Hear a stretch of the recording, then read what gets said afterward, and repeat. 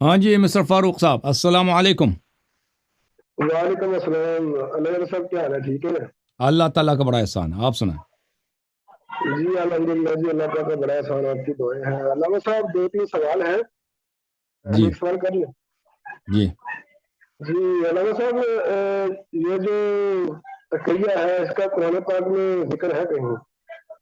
تقیہ کا بالکل ذکر ہے قرآن کریم میں۔ جی وہ بتا دیجیے گا۔ دوسرا یہ بتائیے، ایک بندہ تقیہ کرتا ہے، سنی ہو کے مسلمان شیعہ مسلمان بنتا ہے، وہ اسی حالت میں مر جائے تو اس کا نماز جنازہ کیسے ہوگا؟ اس کی تدبیر کا کیا عالم ہوگا اور اس کے اقامت کیا ہوں گے؟ پھر وہ کیا کرے گا؟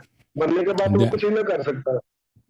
یہ قرآن مجید میں تقیہ یہ ہے بھائی، بسم اللہ الرحمن الرحیم، لا يتخذ المؤمنون الكافرين أولياء من دون المؤمنين ومن يفعل ذلك فليس من الله في شيء إلا أن تتقوا منهم تقاه ويحذركم الله نفسه وإلى الله المصير۔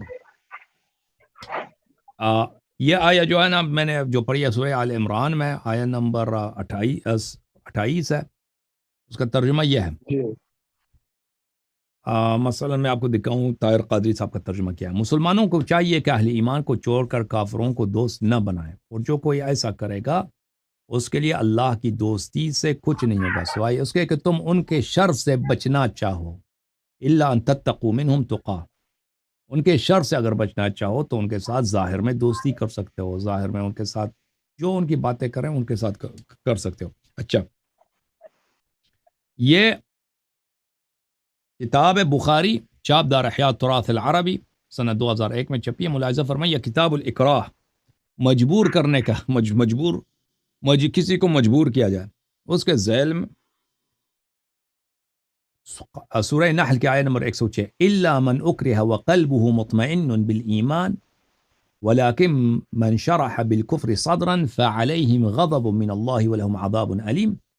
یہ آیت نقل کرتا ہے، پھر بخاری یہ لکھتا ہے وقال الا ان تتقوا منهم تقاتا قال وهي تقیہ، بخاری نے خود کہہ دیا۔ سورہ آل عمران کی آیت نمبر جو 28 ہے، الا ان تتقوا منهم تقاتا، اس کا مطلب ہے تقیہ۔ قال الحسن التقیۃ الى یوم القیامہ، حسن بصری نے کہا تقیہ روز قیامت تک جاری ہے۔ وقال النبی صلی اللہ علیہ وآلہ وسلم الاعمال بالنیہ، عمل تو نیت کے ساتھ ہوتی ہے، ظاہر میں مجبوری کے ساتھ اگر آپ تقیہ کریں تو اس سے کوئی فرق نہیں پڑتا۔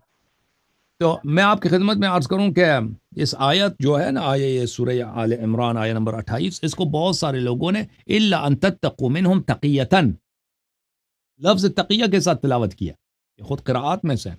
یہ کتاب معانی القرآن للاخفش الاوسط، جزء اول، چاپ مکتبۃ الخانجی بالقاہرہ، کتاب سن 1990 میں چھپی ہے۔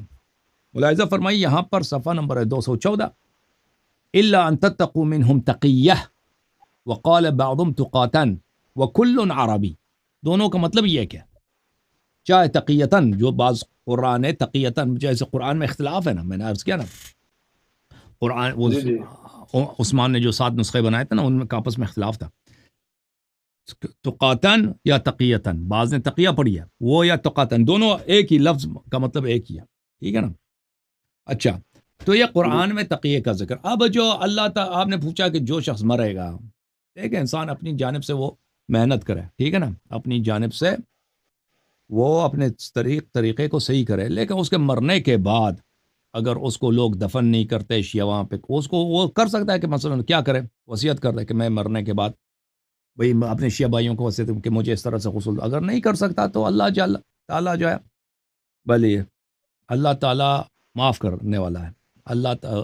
رسول اللہ صلی اللہ علیہ وسلم کی حدیث میں ہے کہ 9 چیزیں جو ہیں میرے امت سے، اللہ تعالیٰ 9 چیزوں کو حساب نہیں گا۔ ایک اس میں سے علامہ اکرہ علیہ، وہ چیز جو انسان کی بس کی بات نہیں، انسان کی مجبوری ہے، انسان کی، اللہ تعالیٰ اس کا حساب نہیں لینے والا، ٹھیک ہے نا۔ اب یہ جی ٹھیک کوئی شخص اس کی مجبوری ہے، وہ ظاہر نہیں کر سکتا اپنا ایمان، اور جب مر جاتا ہے اس کو دفن کرنے والا کوئی نہیں، اس کو غسل دینے والا کوئی نہیں۔ اگر اس کی مجبوری ہے، اس کی اپنی کوئی اس میں خطا نہیں ہے، تو اللہ تعالیٰ نے اس کو معاف کیا ہے، ٹھیک ہے نا بھائی۔ جی اوکے فاروق صاحب، اللہ آپ کو علامہ جزاک خیر۔ صاحب ایک اور سوال ہے ہاں کہ یہ جو تلقین ہے شیعہ میں تلقین کری جاتی ہے مرنے کے بعد قبر میں اتارنے کے بعد، جی اس کے بارے میں ہمارے ایک علامہ مفتی ہے دیوبند کے علامہ مفتی محمد اکمل صاحب، ان کی زبانی میں نے تقریر سنی تھی، ایک بیان میں انہوں نے کہا تھا کہ تلقین جو ہے سنی مذہب میں بھی جائز ہے، اس کے بارے میں آپ کچھ روایت پیش کر سکتے ہیں؟